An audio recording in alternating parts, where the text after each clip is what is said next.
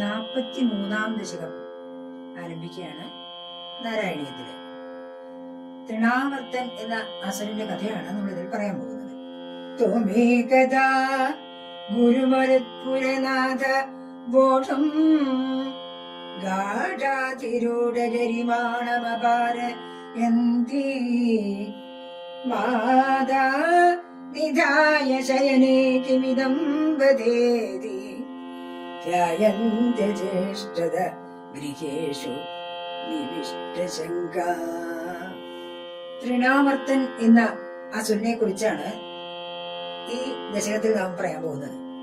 ഒരു ദിവസം യശോദ ഉണ്ണിക്കണ്ണനെ എടുത്ത് നടക്കുമ്പോൾ കുഞ്ഞിന് ഭാരം കൂടുന്നതായി തോന്നി. അല്പസമയം കൊണ്ട് ഭാരം കൂടിക്കൂടി വന്നു. ഭാരം താങ്ങാനാവാതെ യശോദ കുഞ്ഞിനെ കിടക്കയിൽ താഴെ കിടത്തി. എന്താണ് ഇങ്ങനെ എന്ന് ചിന്തിച്ചുകൊണ്ട് അവൾ മറ്റ് വീട്ടു ജോലികളിൽ ഏർപ്പെട്ടു.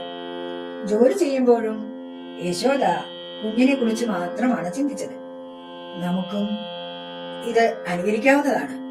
ജീവിതത്തിൽ മനുഷ്യർക്ക് ഒരുപാട് കാര്യങ്ങൾ ഓരോ ദിവസവും ചെയ്യാനുണ്ടാവും. അവയൊന്നും ഒഴിവാക്കേണ്ടതില്ല.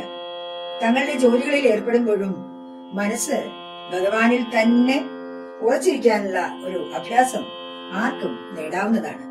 ഒരു ഭക്തന്റെ മനസ്സ് എല്ലായ്പ്പോഴും ഭഗവാനിൽ തന്നെ ആയിരിക്കും.